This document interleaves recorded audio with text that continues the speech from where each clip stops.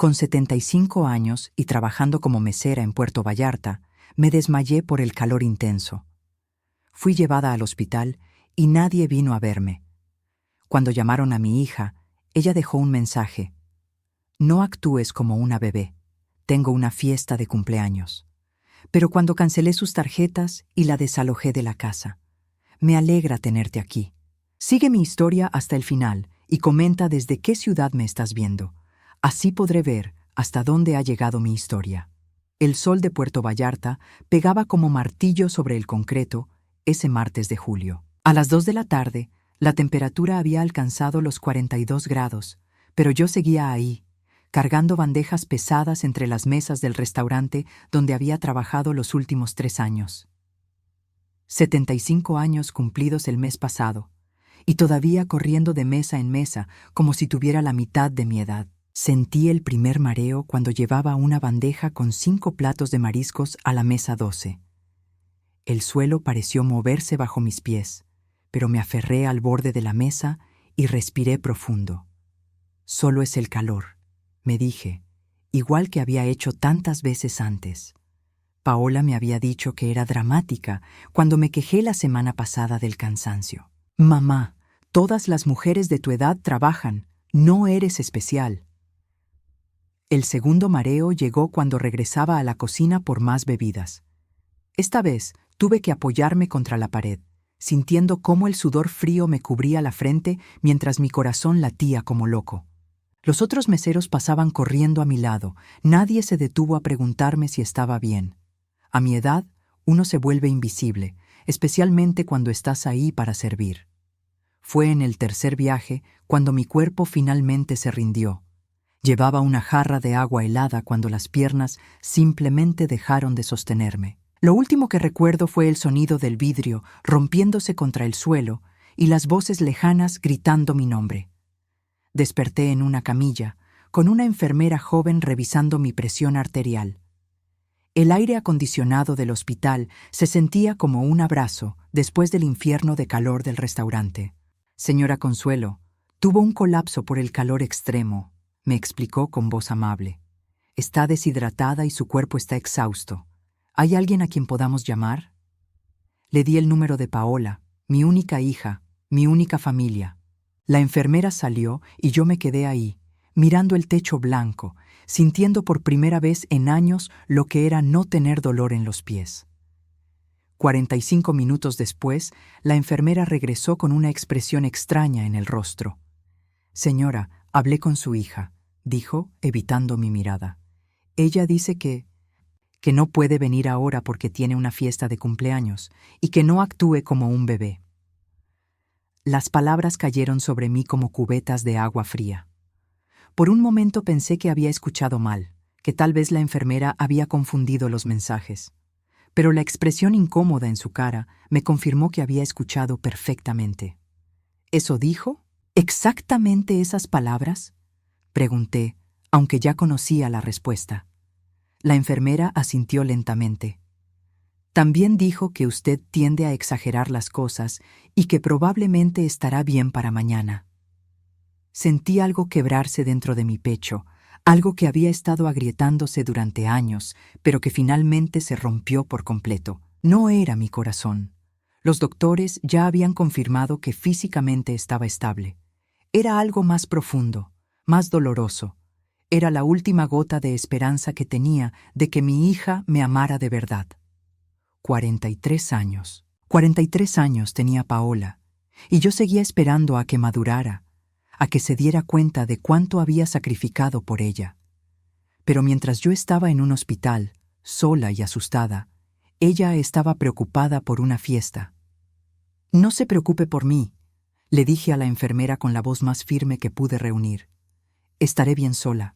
Esa noche, acostada en esa cama de hospital, empecé a recordar. Recordé cuando Paola tenía 8 años y se enfermó de neumonía. Yo dormí 3 noches en una silla incómoda junto a su cama, sin separarme ni un segundo. Recordé cuando a los 16 se rompió la pierna en un accidente de bicicleta, y yo falté 2 semanas al trabajo para cuidarla, perdiendo el dinero que necesitaba para pagar la renta. Recordé cuando su padre murió en ese accidente de tráfico hace 20 años, y cómo le prometí entre lágrimas que nunca le faltaría nada, que yo sería madre y padre para ella. Cumplí esa promesa, pero ¿a qué costo? La enfermera del turno nocturno era una mujer mayor, tal vez de mi edad. Se acercó cerca de las 11 de la noche para revisar mis signos vitales y debe haber notado las lágrimas en mis ojos.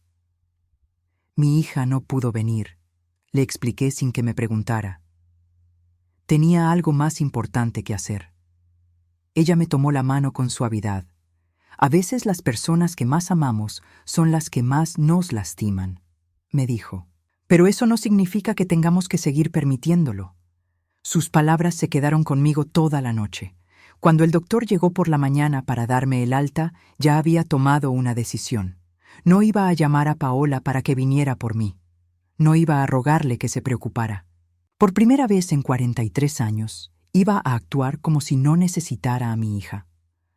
Tomé un taxi de vuelta a casa, pagando los $20 del viaje con el dinero que tenía en mi cartera para emergencias. Mientras el taxi avanzaba por las calles familiares de Puerto Vallarta, miré mi reflejo en la ventana y vi algo que no había visto en años: determinación. Paola iba a descubrir muy pronto que su madre no era tan dramática después de todo. Iba a descubrir que había confundido mi amor con debilidad durante demasiado tiempo. Y cuando lo hiciera, tal vez ya sería demasiado tarde para arreglar el daño que había causado con su indiferencia cruel. El taxi se detuvo frente a mi casa, esa casa que había estado pagando sola durante décadas mientras Paola vivía en ella sin contribuir con un solo peso. Miré la fachada que conocía de memoria y supe que todo estaba a punto de cambiar. Cuando entré a la casa después del hospital, encontré a Paola exactamente donde la había dejado 2 días antes, tirada en el sofá de la sala, viendo televisión en pijama a las 3 de la tarde. Ni siquiera volteó cuando escuchó la puerta. «¿Cómo estuvo tu fiesta?», pregunté, dejando mi bolsa junto a la entrada. «Bien», respondió sin apartar los ojos de la pantalla. «¿Ya terminaste con tu drama del hospital?». Esas palabras me atravesaron como cuchillos, pero esta vez no reaccioné como siempre. No le grité, no lloré, no traté de explicarle lo asustada que había estado. Simplemente fui a mi cuarto y cerré la puerta. Necesitaba pensar. Necesitaba recordar cómo había llegado a este punto. Me senté en el borde de mi cama y miré alrededor. Esta habitación había sido mía y de Roberto durante 15 años felices. Después de su muerte, se convirtió en mi refugio, el único lugar donde podía llorar sin que Paola me dijera que era demasiado dramática. Las paredes estaban llenas de fotografías de nuestra pequeña familia. Roberto cargando a Paola bebé, yo enseñándole a caminar, los 3 en la playa cuando ella tenía 10 años. Pero mientras miraba esas imágenes, empecé a notar algo que nunca había visto antes. En casi todas las fotos de los últimos 20 años, yo estaba trabajando. Paola graduándose de la preparatoria mientras yo llevaba el uniforme del restaurante donde trabajaba, dobles turnos para pagar su ceremonia. Paola en su fiesta de 20 años mientras yo servía los canapés que había preparado después de trabajar todo el día. Paola en su boda hace 5 años, radiante en un vestido que me costó $3,000 que no tenía. Su matrimonio duró exactamente 8 meses. Cuando su esposo se hartó de mantener a una mujer que se negaba a trabajar y que gastaba su dinero en ropa y salidas, Paola regresó a mi casa llorando. «Es que no me entiende, mamá», me había dicho. «Dice que soy una mantenida, pero yo tengo derecho a ser feliz». Le creí, como siempre le creí. Le dije que podía quedarse el tiempo que necesitara para encontrarse a sí misma. Eso fue hace 4 años, y desde entonces no había movido ni un dedo para conseguir trabajo o contribuir con los gastos de la casa. Abrí el cajón de mi mesa de noche y saqué un folder que había estado evitando mirar durante meses. Adentro estaban todos los recibos, todas las facturas, todas las evidencias de lo que mi amor de madre me había costado. La carrera de administración de empresas de Paola, $28,000 que pagué vendiendo la casa donde Roberto y yo habíamos planeado envejecer juntos. Nos mudamos a esta casa más pequeña, más barata, pero ella nunca supo del sacrificio porque no quise que se sintiera culpable. Los gastos médicos, cuando se enfermó a los 25, $8,000 que pagué trabajando 3 empleos simultáneamente durante un año completo. Las vacaciones a Cancún que le regalé para sus 30. $3,500 de mis ahorros para el retiro. Su boda. Los 3,000 del vestido más otros 5,000 de la recepción que insistió en hacer en el hotel más caro de la ciudad. Y ahora, cada mes, seguía pagando todo. La hipoteca de la casa, $1,200 mensuales. La luz, $200 porque Paola nunca apagaba el aire acondicionado. El agua, $150 de sus duchas interminables. La comida, $400 porque solo comía productos orgánicos y caros.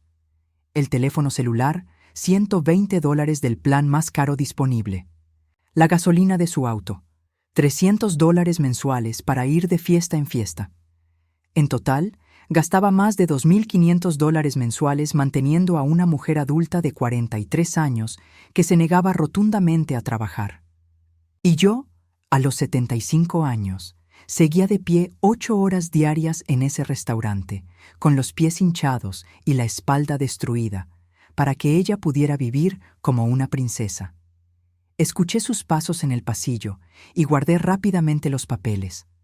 La puerta se abrió sin que tocara. Paola nunca tocaba la puerta de mi cuarto, así como nunca pedía permiso para nada. ¿Vas a hacer de cenar o qué?, preguntó recargándose en el marco. Me muero de hambre y no hay nada que me guste en el refrigerador. La miré realmente por primera vez en años. Su cabello estaba perfectamente arreglado con un corte que costaba $200 cada mes. Sus uñas lucían una manicura francesa impecable de $80 semanales. Su ropa era de marca, cara, nueva. Se veía descansada, relajada, sin una sola preocupación en el mundo. Claro, hija, respondí como había hecho miles de veces antes. Déjame descansar un poco y después cocino. Gracias, ma. Y necesito que me des dinero para salir mañana con mis amigas. Carmen cumple años y vamos a ir a ese restaurante nuevo en el centro. ¿Cuánto necesitas?, pregunté automáticamente. Como $200 debe estar bien. Ya sabes, la cena, las copas, tal vez después vayamos al antro. $200. Más de lo que yo ganaba en un día completo de trabajo, soportando el calor, la humillación de que clientes groseros me gritaran, el dolor constante en mi cuerpo de 75 años. Y ella lo pedía como quien pide un vaso de agua. Sí, mañana te lo doy, le dije. Paola sonrió satisfecha y cerró la puerta. Me quedé ahí sentada, sintiendo cómo la rabia empezaba a hervir en mi estómago. Pero no era la rabia explosiva de antes, la que me hacía gritar y llorar y después sentirme culpable. Esta era diferente. Esta era fría, calculada, determinada. Esa noche, mientras Paola dormía después de haberse comido la cena que le preparé y haber visto televisión hasta las 2 de la madrugada, yo me quedé despierta calculando números. ¿Cuánto había gastado en ella durante toda su vida adulta? ¿Cuánto seguía gastando cada mes? ¿Cuánto dinero habría tenido ahorrado para mi vejez si no hubiera estado manteniéndola? La cifra me dejó sin aliento. Más de $300,000 en 20 años. $300,000 que podrían haber sido mi tranquilidad, mi dignidad, mi libertad. En lugar de eso, habían comprado la comodidad de una hija que me trataba como empleada doméstica y cajero automático al mismo tiempo. Pero mientras hacía esos cálculos, también me di cuenta de algo más. Paola no tenía idea de cuánto costaba vivir. No sabía pagar una factura de luz, no sabía cuánto costaba la gasolina, no sabía hacer un presupuesto. Había vivido 43 años sin enfrentar una sola responsabilidad real. Era hora de que aprendiera. Era hora de que descubriera qué se sentía ser una adulta de verdad. Y yo iba a ser su maestra en la lección más dura de su vida. El descubrimiento llegó por casualidad, como suelen llegar las verdades más dolorosas. Era viernes por la mañana y yo estaba limpiando la sala mientras Paola dormía hasta tarde, como siempre. Su teléfono había quedado sobre la mesa de centro y cuando lo moví para limpiar debajo, la pantalla se encendió mostrando un mensaje de WhatsApp. No era mi intención leer sus conversaciones privadas, pero las palabras estaban ahí, brillando en la pantalla como una bofetada. Mi mamá está siendo súper dramática otra vez. Ayer se desmayó en el trabajo y los del hospital me llamaron como si fuera una emergencia. Le dije que no podía ir porque era el cumple de Sofía. Estas viejas siempre exageran todo para llamar la atención. Mi corazón se detuvo. Tomé el teléfono con manos temblorosas y seguí leyendo la conversación con su amiga Carmen. Ja, ja, ja. Mi abuela era igual. ¿Y qué hiciste?, había respondido Carmen. Nada, al final llegó solita a la casa. Te digo que puro teatro. Ahora está toda sentida conmigo, pero ya se le pasará. Siempre pasa lo mismo. ¿Y sigues viviendo con ella? Obvio, ¿dónde más? La casa es grande, no pago renta, y ella me cocina y lava mi ropa. Además, me da dinero para salir. Es como tener una empleada gratis, pero que también es cajero automático. Las palabras siguientes me destrozaron completamente. Lo único malo es que a veces me da pena cuando salgo con ustedes y preguntan en qué trabajo. Imagínense si les digo que mi mamá de 75 años trabaja de mesera para mantenerme. Mejor les digo que estoy entre trabajos o que cuido a mi mamá enferma. Tienes razón. Suena mejor. Exacto. El otro día Rodrigo me preguntó por qué no buscaba trabajo y le dije que era muy difícil encontrar algo bueno, que prefería esperar la oportunidad perfecta. No le iba a decir que no tengo necesidad porque mi mamá me mantiene como reina. Seguí leyendo. Cada mensaje era una puñalada más profunda. Había capturas de pantalla de conversaciones donde Paola se burlaba de mí con otras amigas. Mi mamá cree que la amo, pero honestamente, solo la soporto porque me conviene. Es súper manipuladora y siempre está tratando de hacerme sentir culpable. En otro grupo de chat había escrito: Chicas, mi mamá está siendo tan pesada últimamente. Ayer me pidió que la ayudara con las bolsas del súper y yo estaba viendo mi serie. Le dije que tenía dolor de cabeza y se puso toda dramática. Luego me pidió que lavara mis platos y le dije que después lo hacía. Obvio no los lavé, y cuando llegué de la fiesta ya estaban limpios. Estas madres nunca aprenden. Pero lo peor vino después. Encontré una conversación de hacía 3 semanas donde una amiga le preguntaba: ¿No te da culpa que tu mamá trabaje tan duro a su edad solo para mantenerte? La respuesta de Paola me heló la sangre. Para nada. Ella decidió tenerme. Yo no le pedí nacer. Es su responsabilidad mantenerme hasta que yo decida hacer mi vida. Además, ¿qué más va a hacer con su dinero? No tiene esposo, no tiene otros hijos, no tiene nietos. Yo soy todo lo que tiene. Es normal que gaste su dinero en mí. Dejé caer el teléfono sobre el sofá, sintiendo cómo las piernas me temblaban. 43 años. 43 años había vivido mi hija pensando que yo era su empleada personal, que mi único propósito en la vida era servirle y mantenerla. Y lo peor de todo era que tenía razón en una cosa. Yo había permitido que pensara eso. Me senté en el sofá, tratando de procesar lo que acababa de leer. No era solo que me viera como un cajero automático o una empleada doméstica. Era que me despreciaba por ello. Se avergonzaba de mí, se burlaba de mi amor, y encima se sentía con derecho a todo lo que yo le daba. Escuché sus pasos bajando las escaleras y rápidamente puse su teléfono donde estaba. Ella apareció en pijama, bostezando, con el cabello revuelto. «Buenos días, ma. ¿Ya hiciste café?», preguntó dirigiéndose directamente a la cocina sin siquiera mirarme.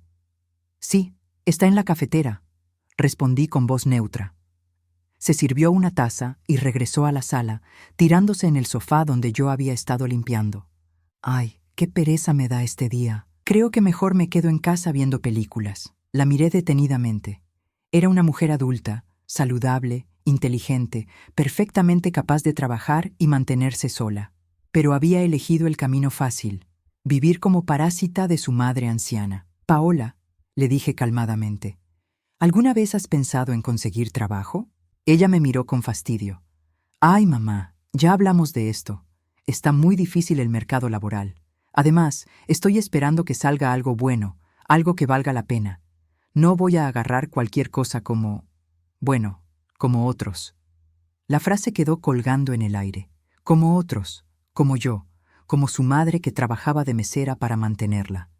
¿Y mientras tanto? Pregunté. Mientras tanto, pues aquí estoy ayudándote en la casa, dijo como si fuera un gran sacrificio. Además, tú tienes tu trabajo, tienes tu rutina, yo no te estorbo. No te estorbo.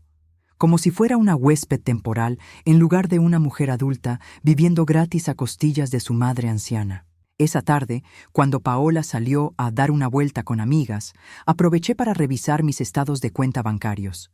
Lo que encontré me confirmó lo que ya sospechaba. En los últimos 6 meses había gastado $1,200 en una tarjeta de crédito que yo había agregado como adicional para emergencias. Emergencias como tratamientos de belleza, ropa, comidas en restaurantes caros y noches de copas con sus amigas. Revisé las fechas de los gastos. El día que yo había trabajado doble turno porque una compañera se enfermó, Paola había gastado $280 en un spa. El día que llegué a casa con los pies tan hinchados que no podía ni caminar, ella había gastado $350 en ropa nueva. El día después de mi desmayo en el hospital, había gastado $120 en una cena con sus amigas, probablemente celebrando que su drama queen de madre había dejado de molestar. Tomé mi teléfono y marqué el número de la compañía de la tarjeta de crédito. Buenos días, habla Consuelo Herrera. Quiero cancelar una tarjeta adicional. Por supuesto, señora. ¿Cuál es el motivo de la cancelación? Miré hacia la ventana, viendo mi reflejo en el vidrio. Por primera vez en años, la mujer que me miraba de vuelta no parecía una víctima. La persona que la tenía ya no tiene mi autorización para usarla, dije con voz firme. Entendido. La tarjeta quedará cancelada inmediatamente. ¿Hay algo más en lo que pueda ayudarla? Sí, respondí, sintiendo una extraña sensación de poder. Quiero cambiar todas las contraseñas de mi cuenta bancaria. Cuando colgué, me quedé sentada en silencio. Este era solo el primer paso. Paola iba a descubrir muy pronto que su cajero automático favorito acababa de quedarse sin fondos disponibles para ella. Y cuando eso pasara, finalmente iba a conocer a la verdadera Consuelo, no a la mujer débil y manipulable que había creído que era su madre. Los siguientes días fueron los más extraños de mi vida. Por fuera, todo seguía igual. Yo me levantaba a las 6 de la mañana, preparaba el desayuno, me iba al trabajo, regresaba en la tarde, cocinaba, limpiaba. Paola seguía durmiendo hasta tarde, viendo televisión, saliendo con amigas, pero por dentro algo había cambiado radicalmente. Cada día que pasaba, mi determinación se hacía más sólida. El lunes visité a un abogado. Don Miguel tenía un pequeño despacho a 3 cuadras de mi casa y había manejado los papeles cuando compré la propiedad hace 15 años. Era un hombre mayor, de mi generación, que entendía las complejidades de las familias mexicanas. Doña Consuelo, me dijo después de escuchar mi situación, legalmente, usted tiene todo el derecho de desalojar a su hija. La casa está a su nombre. Ella no paga renta y ya es mayor de edad desde hace muchos años. ¿Qué necesito hacer?, pregunté, sintiendo mariposas en el estómago. Primero, debe darle un aviso por escrito de 30 días. Después de eso, si no se va voluntariamente, podemos proceder con el desalojo legal. Se quitó los lentes y me miró con comprensión. ¿Está segura de que quiere hacer esto? Es su hija, después de todo. Don Miguel, le dije, mi hija tiene 43 años y nunca ha pagado una sola factura en su vida. Yo tengo 75 años y sigo trabajando para mantenerla. ¿Le parece justo?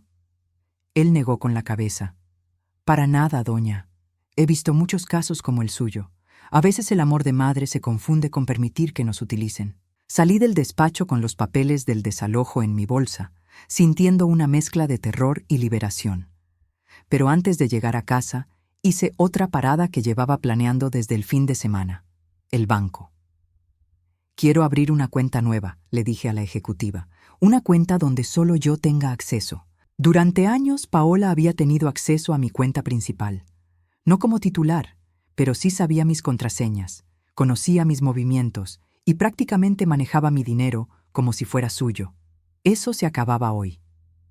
También quiero que transfieran todo mi dinero a esta cuenta nueva, continué. Y quiero cambiar el banco donde depositan mi sueldo. ¿Está segura, señora?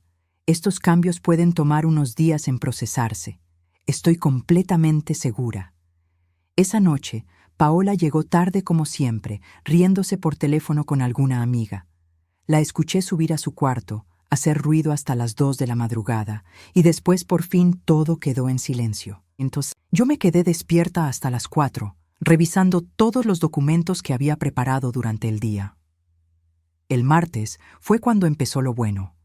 Paola bajó a desayunar como siempre, pero esta vez encontró algo diferente en la mesa junto a su café, una hoja de papel impresa. ¿Qué es esto, ma?, preguntó sin realmente leerlo, asumiendo que era algún recibo o documento aburrido. Léelo, le dije tranquilamente, sirviéndome mi propio café. Ella suspiró dramáticamente y tomó el papel. La vi mientras sus ojos recorrían las líneas, y pude ver el momento exacto en que las palabras llegaron a su cerebro. Su expresión cambió de aburrimiento a confusión y después a shock completo. «¿Qué es esto?», gritó, poniéndose de pie tan rápido que tiró su silla. «¿Un aviso de desalojo? ¿Me estás corriendo de la casa? Te estoy dando 30 días para que encuentres tu propio lugar», respondí con una calma que no sabía que poseía. «¡Estás loca! Soy tu hija. No puedes correrme de mi propia casa». «Esta no es tu casa, Paola, es mi casa. Yo la compré, yo pago la hipoteca, yo pago todos los gastos. Y después de 43 años, creo que ya es hora de que tengas tu propia casa». Paola se quedó parada ahí, con la boca abierta, como si le hubiera dicho que la tierra era plana. Era obvio que nunca había considerado la posibilidad de que yo le dijera que no a algo.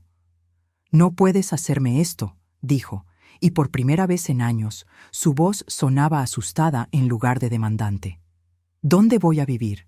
¿Cómo voy a pagar renta? No tengo trabajo». «Supongo que vas a tener que conseguir uno», respondí, tomando un sorbo de mi café. «Mamá, no puedes estar hablando en serio». «Nunca he hablado más en serio en mi vida».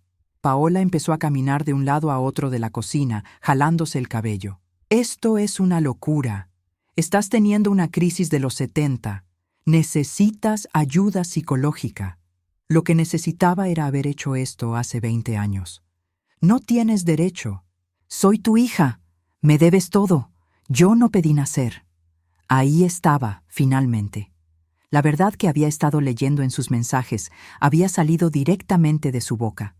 Yo le debía todo simplemente por existir. «Tienes razón», le dije, levantándome de la mesa. «Tú no pediste nacer. Pero yo tampoco pedí ser tu esclava personal durante 43 años». Paola se quedó en shock. Nunca me había escuchado hablar así. En todos estos años siempre había cedido a sus berrinches, siempre había suavizado mis palabras, siempre había puesto sus sentimientos antes que los míos. «No puedes hacer esto», susurró. «No tienes corazón». «Tengo corazón», respondí, recogiendo mi bolsa para irme al trabajo. «Por eso te estoy dando 30 días en lugar de echarte hoy mismo». El miércoles, Paola intentó una estrategia diferente. Cuando llegué del trabajo, encontré la casa inmaculada. Había limpiado todo, había puesto flores frescas en la mesa y hasta había intentado cocinar la cena. También había preparado un discurso. «Mamá, he estado pensando en lo que dijiste», comenzó con voz dulce, la misma voz que usaba cuando era niña y había hecho algo malo. «Tienes razón, he sido muy egoísta. Mañana mismo voy a empezar a buscar trabajo y mientras tanto voy a ayudar más en la casa. Vamos a hacer esto juntas, como equipo». Por un momento, solo un momento, sentí la familiar punzada de culpa. Esta era mi hija, después de todo, mi única hija. Tal vez si le daba una oportunidad más. Pero entonces recordé los mensajes que había leído. Recordé cómo me había llamado cajero automático y empleada gratis. Recordé que se avergonzaba de mí. Recordé las 43 años de tomar ventaja de mi amor. «El aviso de desalojo sigue en pie», le dije simplemente. Su máscara de dulzura se resquebrajó inmediatamente. «Después de todo lo que hice hoy, limpié toda tu maldita casa». «Mi casa», la corregí. Y gracias por limpiarla. Era lo mínimo que podías hacer después de vivir en ella gratis durante 4 años. El jueves intentó el chantaje emocional. Lloró, me dijo que yo era la única familia que tenía, que sin mí se quedaría en la calle, que cómo podía ser tan cruel con mi propia sangre. Me recordó todos los momentos bonitos que habíamos compartido cuando era niña, todas las veces que me había dicho que me amaba. Pero yo ya no era la misma mujer que había criado a esa niña. Esa mujer habría cedido, habría sentido culpa, habría cancelado el desalojo y habría vuelto a ser la víctima de siempre. «Tienes 26 días», le dije. El viernes llegó con una sorpresa que no había anticipado. Paola había estado tan ocupada con sus dramas que no se había dado cuenta de que ya no tenía acceso a mi dinero, hasta que trató de usar la tarjeta de crédito para salir con sus amigas y le fue rechazada en el restaurante. Llegó a casa furiosa, gritando desde la puerta. «La tarjeta no funciona. Las cajeras me dijeron que estaba cancelada. Me hiciste quedar en ridículo frente a mis amigas». «La cancelé el lunes», le dije sin levantar la vista del libro que estaba leyendo. «¿Qué? No puedes hacer eso. Esa tarjeta es mía». Esa tarjeta estaba a mi nombre, en mi cuenta, con mi dinero, y ahora está cancelada. Paola se quedó ahí parada, respirando pesadamente, finalmente entendiendo que esto no era una rabieta temporal de mi parte. Esto era real. «¿Qué voy a hacer?», preguntó, y por primera vez en décadas sonaba como una persona que finalmente entendía que tenía un problema. «Supongo que lo mismo que hace el resto de la humanidad», respondí. «Trabajar». Esa noche, por primera vez en años, dormí profundamente. No me despertaron los ruidos de Paola llegando tarde. No me quedé preocupada pensando en cómo iba a pagar sus gastos del mes siguiente. Solo dormí, sabiendo que había tomado el control de mi propia vida después de tanto tiempo de habérsela entregado a alguien que nunca la había valorado. El sábado por la noche, todo explotó. Paola había pasado una semana completa tratando de encontrar alguna forma de hacer que yo cambiara de opinión, pero nada había funcionado. Sus súplicas, sus promesas, sus lágrimas, su chantaje emocional, todo había rebotado contra la nueva versión de mí que había emergido después de aquella noche en el hospital.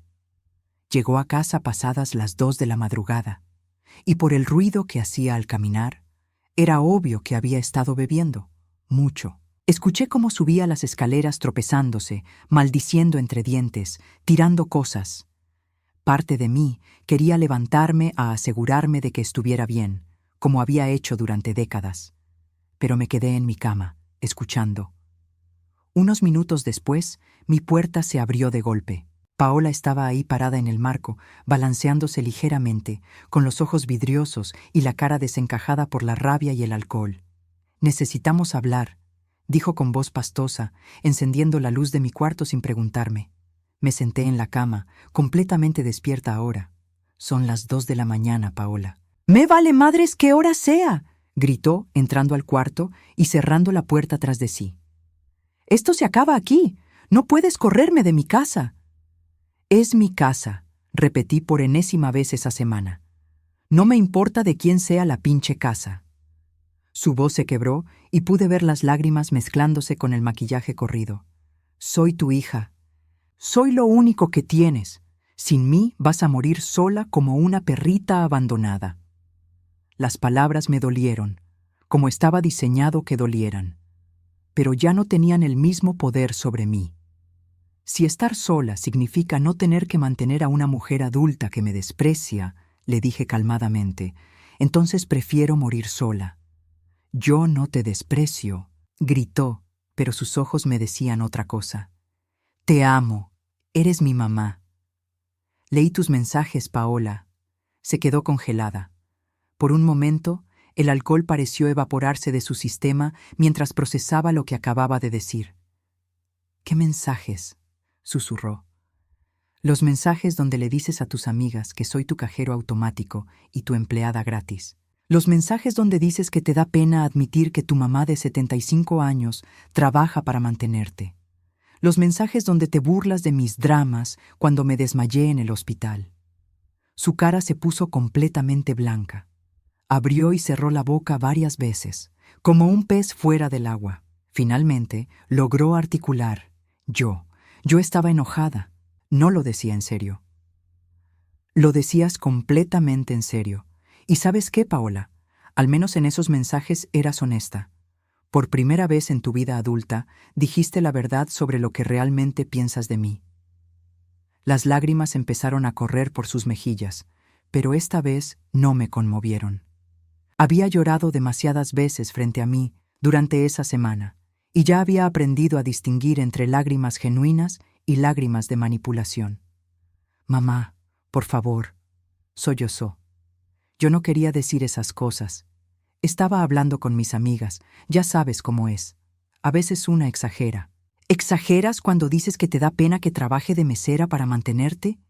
¿Exageras cuando dices que me ves como una empleada que también es cajero automático? Paola se desplomó en el piso, llorando dramáticamente. No puedes echarme. No tengo a dónde ir. No tengo dinero. No tengo trabajo. Tienes 43 años, Paola. Tienes una carrera universitaria que yo pagué. Tienes 2 brazos, 2 piernas y un cerebro que funciona perfectamente bien. Lo único que no tienes es la voluntad de usarlos. Está muy difícil conseguir trabajo. No es tan fácil.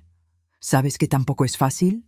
Me levanté de la cama, sintiendo una fuerza que no sabía que tenía. Trabajar 8 horas de pie a los 75 años, llegar a casa con los pies hinchados y aún así cocinar, limpiar y lavar la ropa de una hija adulta. Vivir con $150 a la semana después de pagar todos los gastos de la casa mientras tú gastas $300 en una sola salida con tus amigas. «Yo no sabía que era tan difícil para ti», gritó. «¿En serio? ¿No sabías? Paola, trabajo desde las 6 de la mañana hasta las 4 de la tarde todos los días. Llego a casa agotada, con dolor de espalda, con los pies destrozados, y lo primero que hago es preguntarte qué quieres de cenar. ¿Cómo no ibas a saber que era difícil? Pero yo pensé que te gustaba cuidarme. Me gustaba cuidarte cuando eras una niña que me necesitaba. No me gusta ser esclava de una mujer adulta que puede cuidarse sola, pero elige no hacerlo». Paola se quedó ahí sentada en el piso, llorando, y por primera vez pude ver realmente quién era. No era la niña dulce que había criado. No era la víctima de circunstancias difíciles que pretendía ser. Era una mujer de 43 años que había elegido ser parásita porque era más fácil que ser responsable. «Mamá», dijo con voz quebrada, «si me corres, te vas a arrepentir. Vas a estar sola. Nadie más te va a querer. Nadie más va a cuidarte cuando estés vieja y enferma». Esas palabras fueron diseñadas para destrozarme, para activar todos mis miedos más profundos sobre el abandono y la soledad. Y funcionaron, pero no como ella esperaba.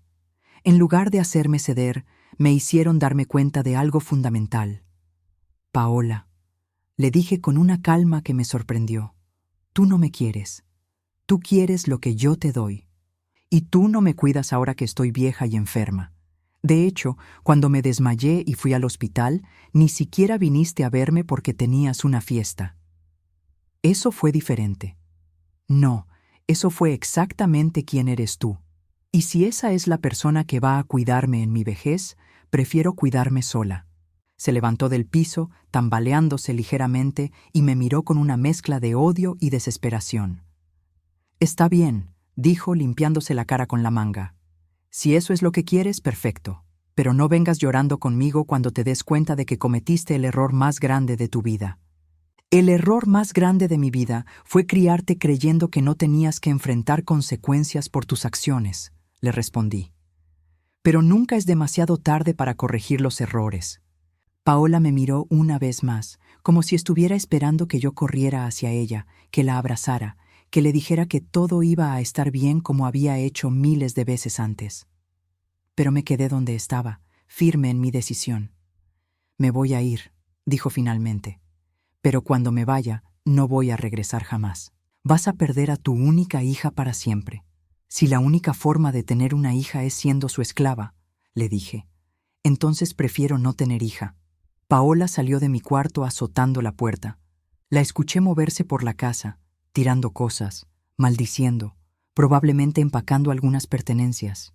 No salí de mi cuarto, no fui a calmarla. No traté de arreglar las cosas como había hecho durante toda mi vida. Me quedé ahí sentada en mi cama, sintiendo algo que no había sentido en décadas: paz. Por primera vez en 43 años, no estaba preocupada por los sentimientos de Paola, por sus necesidades, por su bienestar. Estaba pensando en mí misma, en mi propia vida, en mi propio futuro. Escuché cuando su auto arrancó en la entrada y se alejó en la noche. No sabía a dónde había ido, probablemente a casa de alguna amiga que le permitiría quedarse unos días mientras se lamentaba de lo cruel que era su madre. Pero por primera vez en mi vida, sus problemas eran solo suyos, no míos. Me acosté nuevamente y cerré los ojos. Mañana sería el primer día del resto de mi vida, una vida donde las decisiones serían mías, donde mi dinero sería mío, donde mi tiempo sería mío. Y por primera vez en décadas, ese pensamiento no me daba miedo, me daba esperanza. 6 meses después de esa noche, me despierto cada mañana en una casa que por fin se siente como mi hogar. No hay ropa tirada en la sala, no hay platos sucios esperándome en el fregadero, no hay televisión a todo volumen hasta las 2 de la madrugada. El silencio que una vez me aterró se ha convertido en mi compañía más preciada. Paola se fue esa noche de tormenta y no regresó. Durante las primeras semanas, me llegaban reportes indirectos a través de conocidos mutuos: que estaba quedándose con una amiga, que había conseguido un trabajo de medio tiempo en una tienda, que decía que yo me había vuelto loca y cruel en mi vejez. Al principio, cada noticia me dolía como una herida abierta, pero gradualmente el dolor se transformó en algo diferente: alivio. La primera gran decisión que tomé fue dejar el trabajo en el restaurante. No por capricho o porque pudiera darme el lujo de no trabajar, sino porque finalmente pude hacer las cuentas correctas. Sin los gastos de Paola, mi pensión de jubilación de $700 mensuales más mis pequeños ahorros eran suficientes para mantenerme cómodamente. Por primera vez en mi vida adulta, mi dinero era solo mío. El gerente del restaurante, don Carlos, se sorprendió cuando le di mi aviso. «Doña Consuelo, usted es una de nuestras mejores empleadas. ¿Está segura de que quiere irse?» «Don Carlos», le dije, «he trabajado desde los 17 años. Tengo 75 años y finalmente puedo permitirme el lujo de descansar». Se despidió de mí con un abrazo y me deseó lo mejor. Mis compañeras de trabajo, mujeres que habían visto mi lucha diaria durante años, entendieron perfectamente mi decisión. «Ya era hora, doña Consuelo», me dijo María, una de las meseras más jóvenes. «Usted se merece disfrutar su vida». Con mi tiempo libre, redescubrí pasiones que había enterrado durante décadas. Volví a leer, algo que había amado en mi juventud, pero que había abandonado porque nunca tenía un momento de paz. Me inscribí en un grupo de lectura en la biblioteca local, donde conocí a otras mujeres de mi edad que, como yo, habían dedicado sus vidas a cuidar a otros y finalmente estaban aprendiendo a cuidarse a sí mismas. También volví a cocinar por placer, no por obligación. Durante años, cocinar había sido una tarea más en mi lista interminable de responsabilidades hacia Paola. Ahora, preparaba comidas pequeñas y deliciosas solo para mí, experimentando con recetas que siempre había querido probar, pero que sabía que ella no aprobaría. Una tarde de octubre, mientras regaba las plantas en mi pequeño jardín trasero, escuché que alguien tocaba a la puerta. Mi corazón se aceleró por un momento, pensando que podría ser Paola. Pero cuando abrí, encontré a doña Carmen, mi vecina de al lado, con una sonrisa cálida y una taza de café en la mano. «Consuelo, ¿tienes tiempo para platicar? He estado queriendo hablar contigo desde hace semanas». Nos sentamos en mi pequeña sala, esa misma sala que antes estaba siempre desordenada por las cosas de Paola y ahora lucía ordenada y acogedora con plantas nuevas y cojines coloridos que había comprado para mí. «Se ve muy diferente aquí», me dijo Carmen, mirando alrededor. «Se siente más pacífico». «Es pacífico», le respondí, sirviéndole más café. «Por primera vez en décadas, es realmente pacífico». Carmen asintió con entendimiento. Ella también había criado hijos, aunque los suyos se habían independizado exitosamente años atrás. ¿Sabes qué me da más gusto de verte así?, me preguntó. Que por fin te ves como una mujer que vive para sí misma, no para alguien más. Tenía razón. En estos meses había redescubierto quién era Consuelo más allá de ser la madre de Paola. Era una mujer que disfrutaba las mañanas tranquilas con su café, que leía novelas hasta tarde, que cuidaba plantas, que tenía opiniones propias sobre política y arte, que se reía genuinamente por primera vez en años. Un día de noviembre, mientras compraba verduras en el mercado, me topé con Elena, una de las amigas de Paola. Se veía incómoda al verme, como si no supiera si debía hablarme o pretender que no me había visto. «Doña Consuelo», me dijo finalmente, acercándose con cautela. «¿Cómo está usted?» «Muy bien, Elena. ¿Y tú?» «Bien, bien». Hizo una pausa, claramente queriendo decir algo más. «Oiga, doña, no sé si debería decirle esto, pero Paola está trabajando ahora, en un call center, y está viviendo en un departamento pequeño con 2 roomies. Esperé a sentir algo, culpa, preocupación, el impulso de ir a rescatarla, pero lo único que sentí fue una extraña satisfacción. «Me da gusto saber que está trabajando», le dije sinceramente. Elena pareció sorprendida por mi reacción calmada. «Es que, bueno, ella dice que usted fue muy dura con ella, pero, honestamente, doña, creo que necesitaba aprender a valerse por sí misma». 43 años me tomó darme cuenta de eso, le respondí. Pero mejor tarde que nunca. Esa conversación me confirmó algo que había empezado a sospechar. Paola estaba bien. No había muerto, no estaba en la calle, no había caído en desgracia. Simplemente había hecho lo que debería haber hecho décadas atrás, empezar a actuar como una adulta responsable. En diciembre decidí hacer algo que nunca había hecho en mi vida: viajar sola. Tenía ahorros suficientes para un viaje pequeño, y siempre había querido conocer Oaxaca. Contraté un tour para personas mayores y pasé 5 días maravillosos explorando mercados, museos y sitios arqueológicos. Por las noches cenaba sola en pequeños restaurantes, leyendo mi libro y disfrutando de la libertad de no tener que preocuparme por nadie más que por mí misma. Fue en ese viaje donde conocí a Esperanza, una mujer de 72 años de Ciudad de México que, como yo, había decidido empezar a vivir para sí misma después de décadas de sacrificio. ¿Sabes cuál es el problema con nosotras las mujeres mexicanas?, me dijo una noche mientras tomábamos té en el hotel. Nos enseñaron que nuestro valor estaba en cuánto nos sacrificábamos por otros. Nadie nos dijo que también teníamos derecho a ser felices. Regresé de Oaxaca transformada. No solo había disfrutado cada momento del viaje, sino que había demostrado algo importante. Podía ser feliz sola. No necesitaba la aprobación de Paola, no necesitaba ser necesitada por ella. Podía vivir una vida plena y satisfactoria siendo simplemente Consuelo. La Navidad llegó sin drama por primera vez en años. No tuve que cocinar para 20 personas, no tuve que comprar regalos caros que no podía costear. No tuve que lidiar con las quejas de Paola sobre cómo nunca hacía suficiente por ella. En lugar de eso, pasé la víspera de Navidad con Carmen y su familia, llevando un postre que había hecho con amor y sin presión. En enero, exactamente un año después de mi colapso en el restaurante, hice algo simbólico. Doné toda la ropa que Paola había dejado en la casa. Vestidos caros que yo había pagado, zapatos que nunca había usado 2 veces, accesorios que había comprado compulsivamente con mi dinero. Todo fue a una organización benéfica que ayudaba a mujeres trabajadoras de bajos recursos a conseguir ropa apropiada para entrevistas de trabajo. Mientras empacaba esas cosas, encontré una fotografía que se había caído detrás del tocador de Paola. Era una foto nuestra de cuando ella tenía 5 años. Estábamos en la playa, ella sobre mis hombros, ambas riendo genuinamente. Por un momento sentí una punzada de nostalgia por esa niña dulce que había criado con tanto amor.